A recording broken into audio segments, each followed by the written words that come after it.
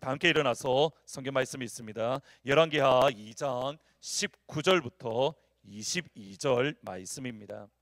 같이 있습니다. 시작.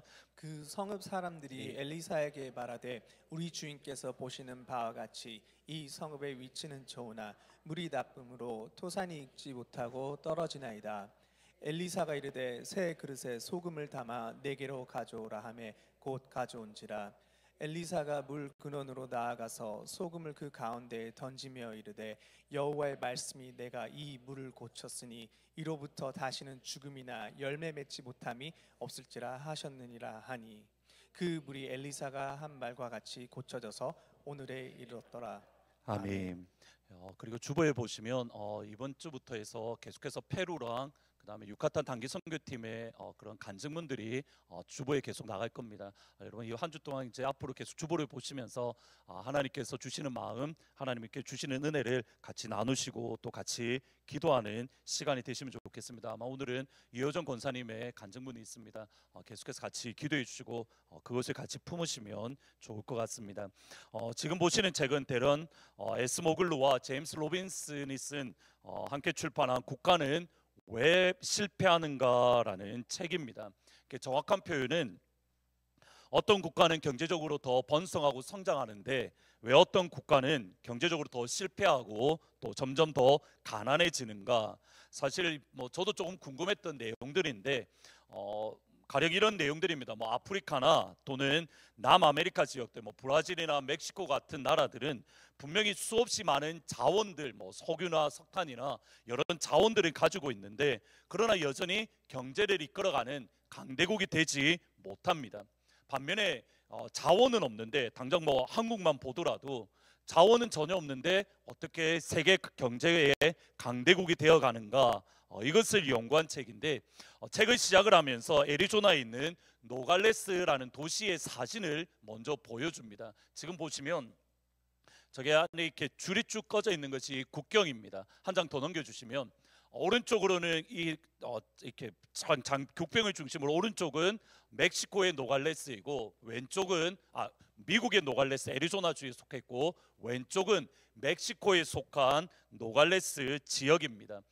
책을 출판한 2012년에 보시면 미국 쪽에는 연평균 1년에 대략 한 3만 불 이상의 수입이 되고 청소년 대부분들이 학교를 다니고 그리고 기대의 수명도 매우 높다라고 합니다. 반면에 국경의 기준으로 겨우 한 발자국 두 발자국밖에 떨어지지 않았지만 멕시코 지역의 노갈레스는 연평균의 수입이 미국의 3분의 1인 만 불이 되지 않고 또 공중보건 환경이 열악하고 청소년 대부분이 학교를 다니지 않고 영아의 사망률이 높고 범죄율이 높아서 치안이 불안하다라고 말을 합니다.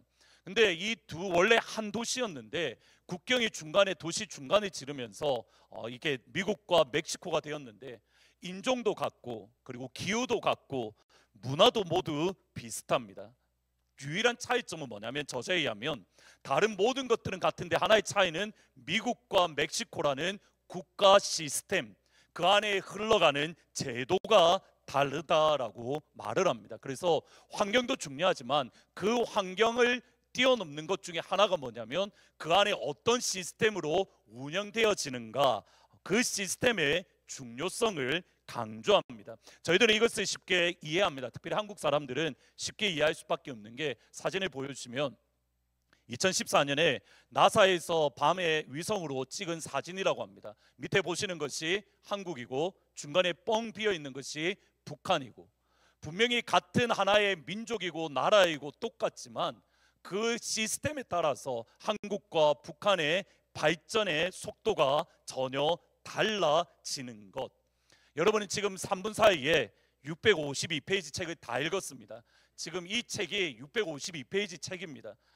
이 내용을 여러 가지 길게 이 내용 저 내용 섞었는데 결론은 시스템에 따라서 모든 것들이 같다 하더라도 그 국가 시스템에 따라서 결과는 달라질 수 있다.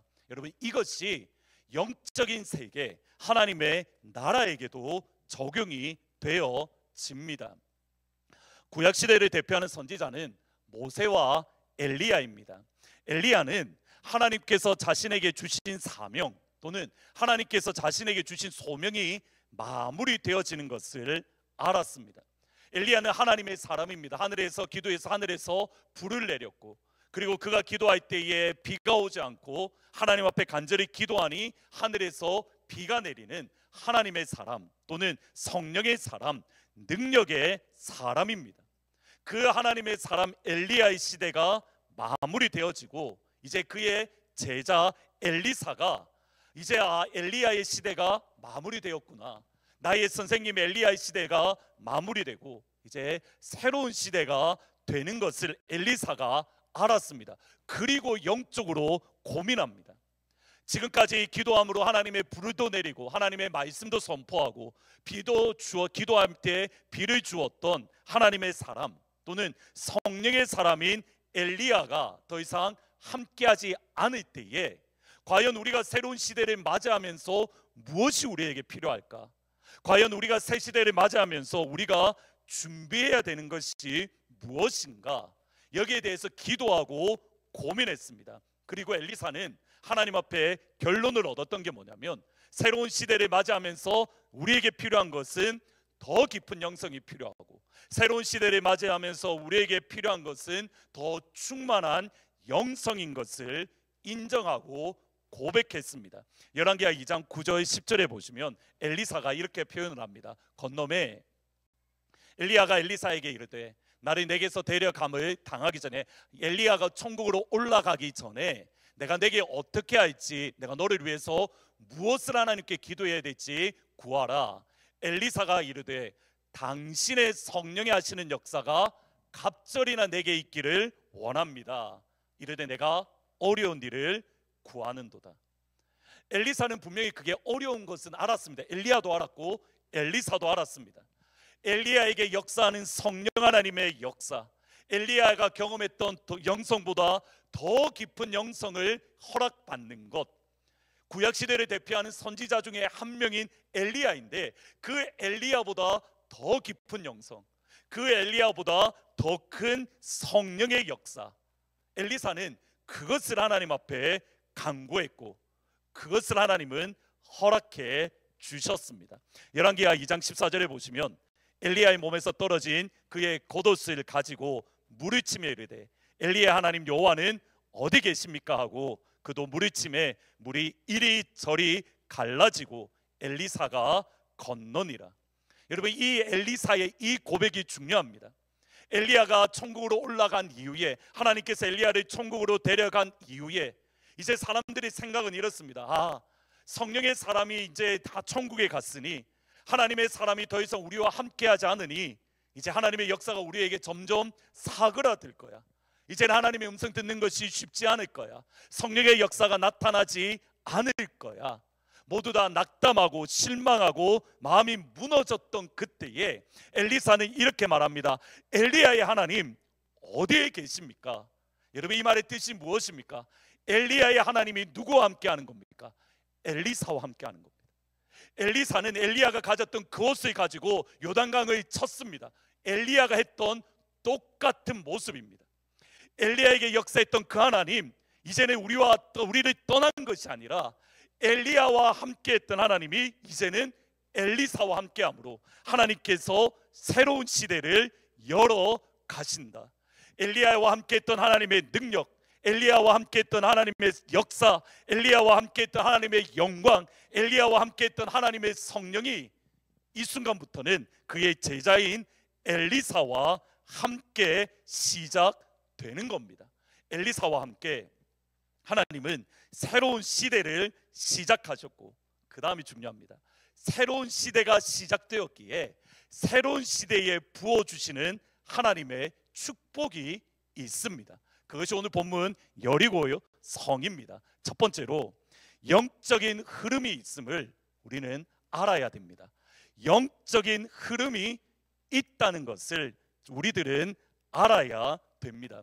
지금 지도를 보시면 여러분들 밑에서 보시면 오른쪽에 이렇게 파란색 글자로 보면 왕의 대로, 이게 지금 도로를 표현하는 건데, 왕의 대로라고 해서 밑에서부터 남쪽에서 북쪽으로 올라가는 도로가 있고, 여러분이 그 왼쪽에 보시면 요빠라는 곳이 있는데 바닷가를 위해서 해변 도로라고 있습니다. 이 당시에.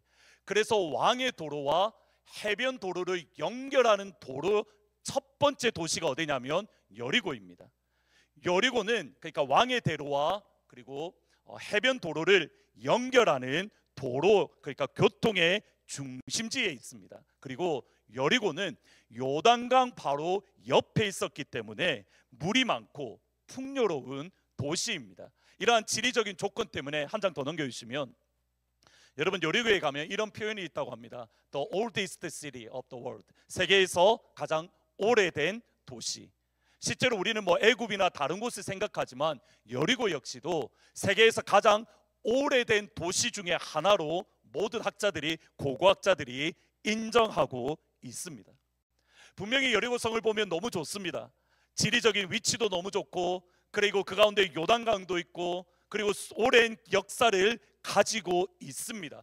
분명히 풍요롭습니다. 분명히 번성합니다. 그런데 그 안을 딱 열어놓고 보면 어둠이 있고, 여리고는 쇠사슬, 죄의 쇠사슬에 꽁꽁 묶여 있습니다. 그것을 알 수 있는 것이 여리고 사람들의 고백 가운데에 나타납니다. 여호수아 열왕기하 2장 19절에 보시면 여리고 사람들이 엘리야사에게 하는 고백이 이겁니다. 같이 한번 읽어봅니다. 시작. 그 성읍 사람들이 엘리사에게 말하되 우리 주인께서 보시는 바와 같이 이 성읍의 위치는 좋으나 물이 나쁨으로 토산이 익지 못하고 떨어지나이다. 여리고 성에 대해서 뭐라고 이야기하냐면, 당신도 아는 바와 같이 이 성읍은 위치는 너무 좋습니다. 교통의 중심지이기 때문에 참 좋습니다. 그러나 물이 나쁨으로 토지 열매를 맺지 못하고 떨어집니다. 영어 성경에 보면 unproductive라고 표현합니다. 열매를 맺지 못하는 상태. 겉으로 보기에는 너무 좋고 아름다운데 그 안에 딱 들어가서 보면 너무 어렵습니다. 여러분, 물이 좋지 않다라는 이 말은 단순히 여리고가 경제적으로 어렵다는 것을 뛰어넘어서 그들의 영적인 상태 또는 여리고의 신앙의 모습을 정확하게 보여주는 표현입니다. 여리고가 가장 먼저 등장하는 것이 여호수아 6장 26절 말씀입니다. 보시면 여호수아가 그때에 맹세하여 이르되 누구든지 일어나서 여리고 성을 건축하는 자는, 그 다음 표현을 꼭 기억하셔야 됩니다. 여호와 앞에 저주를 받을 것이요 그 성의 기초를 쌓을 때에는 맏아들을 잃을 것이요 그 문을 세울 때에는 막내 아들을 잃을 것이다. 여호수아를 포함해서 이스라엘 백성들이 여리고성을 하루에 한 바퀴씩, 7일째는 7바퀴, 총 13바퀴를 돌았습니다. 13바퀴를 돌고 마지막에 그들이 고함을 쳤습니다. 와라고 할 때에 그 성이 무너졌습니다. 이스라엘의 군사적인 능력, 이스라엘의 전략직이 아니라 하나님의 능력이고 하나님의 강력함입니다. 여기서 그 다음 단계로 나아가야 됩니다. 하나님의 능력으로 무너진 여리고성, 하나님의 강력함으로 무너진 여리고성은 무너진 그대로, 황폐한 그대로 있어야 됩니다. 하나님께서 하시는 말씀이 이겁니다. 성을 건축할 때에 성의 파운데이션을 건설하면 첫째 아들을 잃을 것이고 그의 성문을 세우면 막내 아들을 잃을 것이다. 여러분, 이것이 뭐라고 이야기합니까? 하나님은 여리고성을 건축하는 자는 여호와 앞에서 저주를 받을 것이라. 여호와 앞에서 성을 건축하는 자는 여호와 앞에서 저주를 받을 것이다. 분명히 너무 보기 좋은데 여리고성은 어떤 성입니까? 하나님의 저주가 있는 곳입니다. 여리고성은 어떤 성입니까? 하나님의 심판이 있는 곳입니다. 여리고성은 어떤 성입니까? 그 안에 들여다보면 흑암의 권세가 붙들고 있고, 여리고성을 그 안에 들여다보면 그 안에는 죄악의 쇠사슬에 매여 있는 곳이 다름 아닌 여리고성입니다.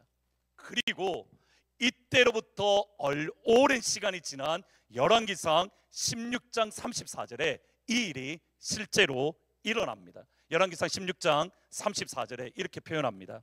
그 시대에 아합 시대입니다. 베델 사람 히엘이 여리고를 건축하였는데 그가 겉터를 쌓음의 때에 맏아들 아비람을 잃었고 그 성문을 세울 때에 막내 아들 수굽을 잃었으니 여호와께서 눈의 아들 여호수아를 통하여 하신 말씀과 같이 되었더라. 여러분, 이 거리가 얼마냐면 여호수아가 여리고성을 정복할 때가 대략 BC 1400년입니다. 지금 방금 이 시대, 그러니까 그 시대에 성을 건축해서 맏아들과 막내 아들을 잃었던 이때가 아합 시대입니다.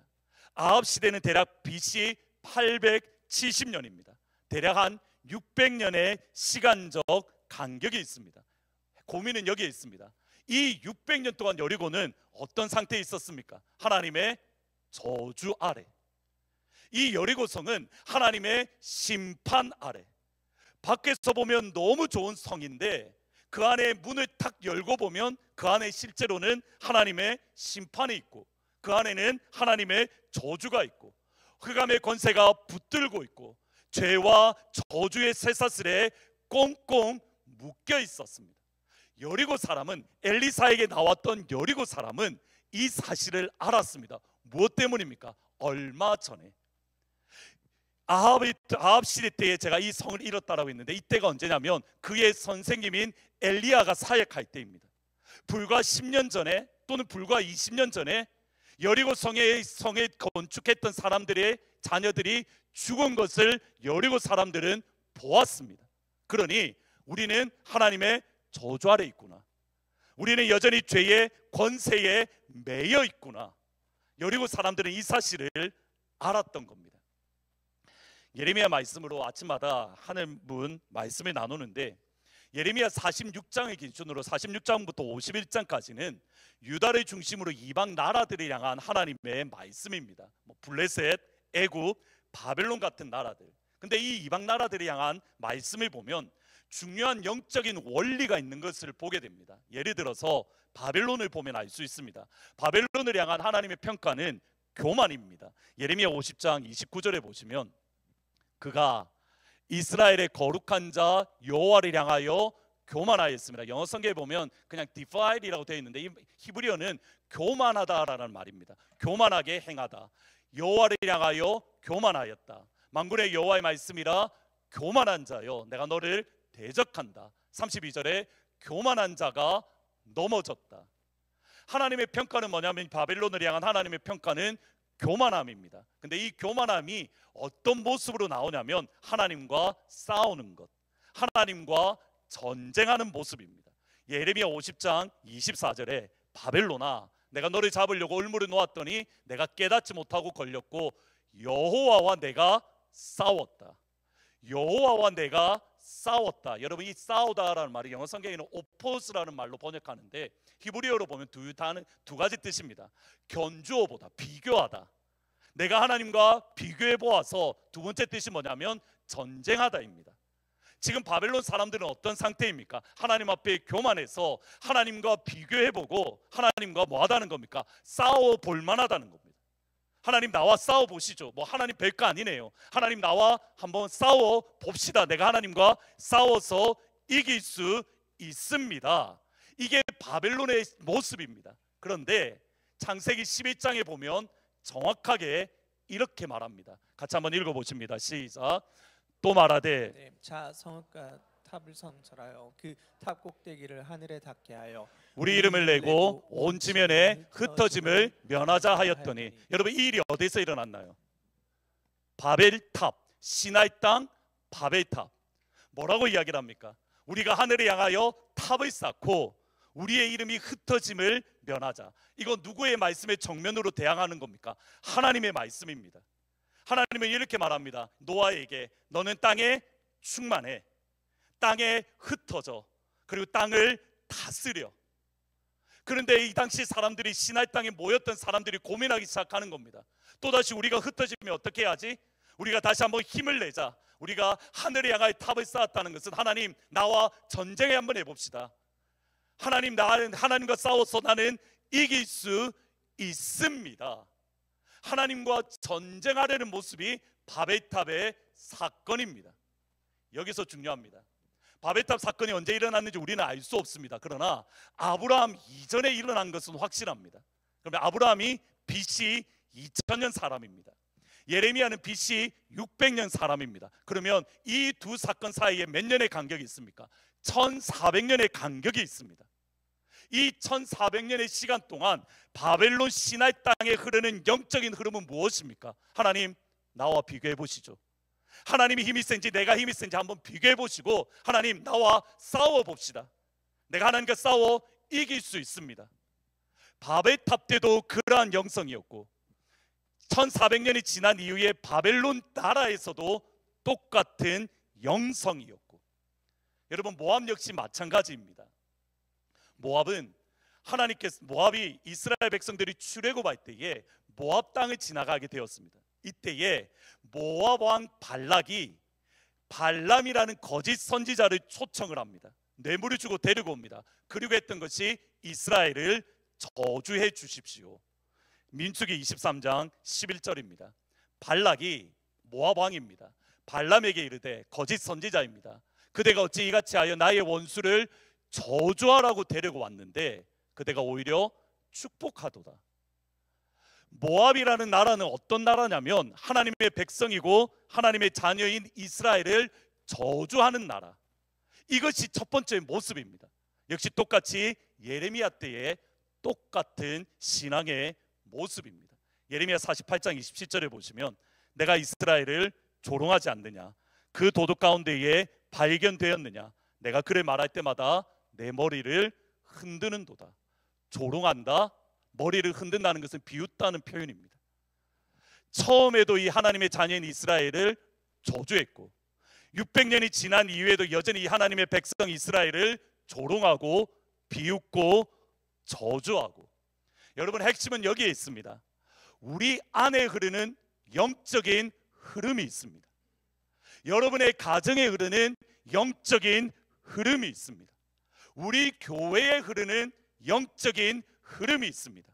미국 땅에 흐르는, 커네티켓에 흐르는 영적인 흐름이 있고, 미국에 흐르는 영적인 흐름이 있고, 한국 땅에 흐르는 영적인 흐름이 있고, 그 다음이 중요합니다. 우리는 그 영적인 흐름에 영향을 받고 있습니다.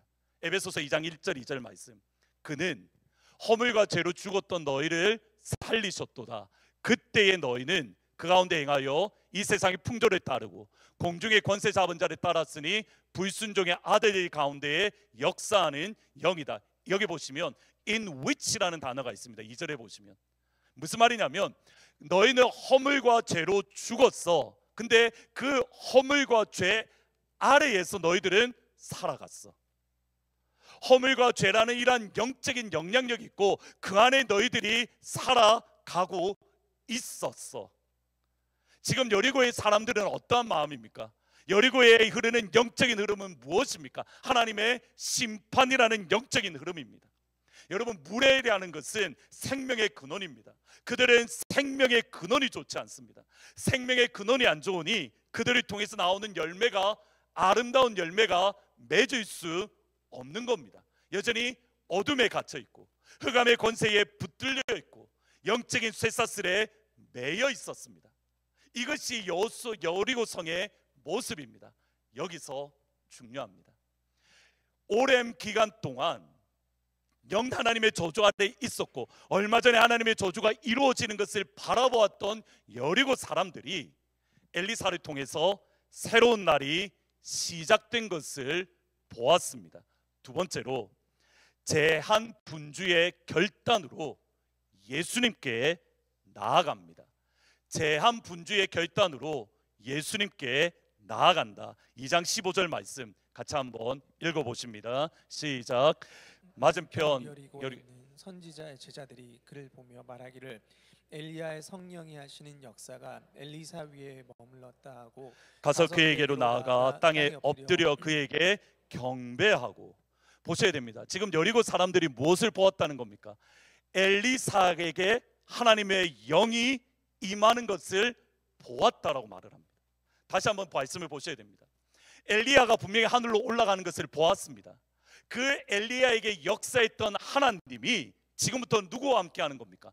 엘리사와 그의 제자인 엘리사와 함께 하는 것을 보았습니다. 새로운 시대가 시작된 것을 보았고 알았습니다. 그 다음이 중요합니다. 그래서 그들은 가만히 있을 것이 아니라 죄와 저주의 자리에서 일어나서, 그들을 붙들고 있는 죄의 쇠사슬에서 일어나서, 흑암의 권세에 앉아있던 자리에서 일어나서 하나님의 사람, 성령의 사람, 하나님의 영성이 함께하는 엘리사에게 나아갔습니다. 지난 800년 동안 우리가 이렇게 살았으니 앞으로도 나도 이렇게 그대로 살 거야. 지난 800년 동안 내가 하나님의 저주 아래 살았으니 앞으로도 이렇게 살 거야. 지금까지 이렇게 살았으니 나도 이렇게 살고 나의 자녀도 이렇게 살 거야가 아니라, 지금까지는 내가 하나님의 저주와 또는 죄의 권세에 붙들린 삶을 살았지만 엘리사를 통해서 새로운 날이 시작된 것을 보았기에, 하나님, 내가 더 이상 이렇게 살 수 없습니다. 나는 이렇게 살았고 우리의 선조들이 이렇게 살았지만 하나님, 우리의 자녀들은 그 저주 아래 살 수 없습니다. 하나님, 우리의 자녀들은 하나님의 그 흑암 아래에 살 수 없습니다. 단호한 결심으로 하나님이 역사하는 엘리사에게 나아가 하나님 앞에 간구하고 기도하고 있습니다. 이것이 제하분주입니다. 제하분주 열어주시면 건너이체, 물하, 불태울 분, 배주, 타고 온 배를 불태워 버리다. 내가 지금까지 이렇게 살았으나 하나님, 내가 이 결단으로 내가 더 이상 과거로 살아갈 수 없습니다. 내가 더 이상 과거로 돌아갈 수 없습니다. 하나님, 내가 이제 새로운 삶으로 나아가야 되겠습니다. 열왕기하 2장 21절 22절에 보시면 엘리사에게 나아갔을 때에 엘리사가 했던 말을 보시면 흥미롭습니다. 여러분, 이 구절에 이상한 표현이 하나가 있습니다. 한번 그 이상한 표현이 뭔지 찾아보면서 읽어보도록 합니다. 시작. 엘리사가 물 근원으로 나아가서 소금을 그 가운데에 던지며 이르되, 여호와의 말씀이 내가 이 물을 고쳤으니 이로부터 다시는 죽음이나 열매 맺지 못함이 없을지라 하셨느니라 하니, 그 물이 엘리사가 말한 한 말같이 고쳐져서 오늘에 이르렀더라. 여러분, 이 표현 속에 이상한 표현이 하나가 있습니다. 무엇인지 보이십니까? 물을 고쳤더라라고 되어져 있습니다. 물을 영어 성경에 보면 heal, 치료하다입니다. 여러분, 물은 치료하는 겁니까? 물은 깨끗하게 하는 겁니까? 물은, 저만 이게 이상한가요? 여러분 안 이상하신가요? 물은, 여러분, 제가 이 물을 치료했습니다, 내가 예수의 이름으로 치료합니다라고 하면 여러분 뭐라 하실 겁니까? 목사님 더위 드셨습니까? 할 거잖아요. 물은 치료하는 게 아니라 깨끗하게 하는 겁니다. 근데 하나님은 뭐라고 이야기하나요? 내가 지금 물을 치료했다라고 합니다. 무엇 때문에요? 지금까지 여르고에 흐르는 영적인 저주를 예수의 이름으로 이 시간 단호하게 끊어버리고 생명의 근원을 하나님께서 치료해 주셨다는 뜻입니다. 단순히 겉으로 드러나는 육적인 것이 아니라 우리의 건강과 우리의 영성을 하나님께서 이 순간에 뭐 하셨다는 겁니까? 내가 너를 치료해 주었다. 어디서까지요? 너의 근원부터. 뒤에서 그 예수님 뒤에서 나아갔던 여인이 예수의 옷자락을 잡았을 때에 그의 근원부터 치료함을 받았더라. 하나님 앞에 믿음으로 나아가니, 하나님, 내가 지금까지 이렇게 살았으니 나 앞으로 저주 아래 살래요. 지금까지 내가 세상에서 살았으니 앞으로도 세상 안에서 살 겁니다. 지금까지 내가 이렇게 살았으니 나의 자녀도 이렇게 살 겁니다가 아니라, 지금까지는 이렇게 살았어도 하나님, 내가 더 이상 이렇게 살 수 없습니다. 하나님, 내가 더 이상은 이렇게 살 수 없습니다. 그 결단으로 주님 앞에 나아가니 하나님께서 근원까지 치료해 주셨더라. 수요일 날 저희들 로마서를 말씀을 배우고 있습니다. 로마서 7장에 보면 바울이 이렇게 스스로를 고백합니다. 내 지체 속에 한 다른 법이 내 마음의 법과 싸워 내 지체 속에 있는 죄의 법으로 나를 사로잡아오는 것을 보는도다. 여기 나를 사로잡는다라는 이 말은 포로로 질질 끌어간다는 헬라어 단어입니다. 그냥 이렇게 사로잡는다가 아니라, 데리고 간다가 아니라 포로로 쇠사슬을 꽁꽁 묶어서 그를 포로로 질질 끌어간다는 겁니다. 뭐라고 이야기해요? 바울이 하는 말입니다. 내 안에는 하나님의 법도 있고 내 안에는 죄의 법도 있는데 죄의 법이 나를 질질 끌고 가고 있습니다. 죄의 법이 나를 묶어서 나를 끄집어 가고 있습니다. 그 자신을 바라보며 바울이 하는 말이 이겁니다. 오라 나는 공고한 자로다. 이 사망의 몸에서 누가 나를 건져내랴. 아무도 나를 건져낼 자가 없다는 겁니다.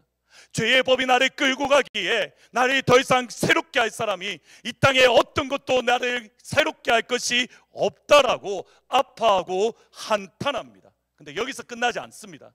그 다음 구절이 핵심입니다. 7장 25절 24절에 보면 나를 끌어간다. 오라 나는 공고한 사람이다. 나를 사망의 몸에서 건져낼 자가 없다. 여기서 끝나는 게 아니라 그럼에도 불구하고 나는 하나님께 감사합니다. 주 예수 그리스도로 말미암아 하나님께 감사하로다. 왜요? 내 마음은 하나님의 법을 따르고 육신으로는 죄의 법을 섬기고 있는 것이 내 모습이 맞습니다. 분명히 내 안에 하나님의 법도 있고 죄의 법도 있어서 하나님의 법을 따르면 좋은데 하나님 내 모습을 보니 죄가 나를 끌어갑니다. 이게 내 모습입니다. 그러나 내 안에는 다른 한 소망이 있습니다. 8장 1절 2절 그럼즉 이제 그리스도 예수 안에 있는 자에게는 결코 정죄함이 없나니 그리스도 예수 안에 있는 생명의 성령의 법이 죄와 사망의 법에서 너를 해방하였습니다. 지금까지 내가 오랜 기간 동안 이렇게 살아왔기에 나에게는 소망이 없습니다. 나에게는 희망이 없습니다. 나에게는 내일이 없습니다가 아니라 지금까지 내가 이렇게 살아왔어도 예수께 나아가기만 하면 예수의 보혈이 나를 건져주시고 예수의 보혈이 나를 저주에서 끊어주시고 예수의 보혈이 나를 치유해 주시고 예수의 보혈이 나를 새롭게 하기에 주 예수께 감사하리로다. 다시 본문으로 돌아가셔야 됩니다. 지금 제가 조금 급하게 막 이야기를 진짜 빨리 했는데 여러분 오늘 설교는 일부 예배 설교를 들으셔야 됩니다. 그게 풀 버전입니다. 이거는 지금 요약본이고 여러분 다시 본문으로 보셔야 됩니다. 제가 오늘은 22절까지만 했는데 23절부터 25절에 뭐가 나오냐면 여리고에서부터 25km 떨어진 곳에 베델 사람들이 나옵니다. 베델 사람들도 엘리사를 통해서 새로운 시대가 시작된 것을 알았습니다. 근데 그들은 심판을 받습니다. 그들은 저주를 받습니다. 똑같이 하나님의 시대가 시작되었는데 이전에 저주받았던 여리고 사람들은 하나님의 축복을 받고 그의 근원까지 치료가 됩니다. 이전에는 아무런 저주가 없었던 베델 사람들은 하나님 앞에 저주를 받습니다. 여러분 제가 오늘 여러분과 나누고 싶은 하나님의 말씀은 여기에 있습니다.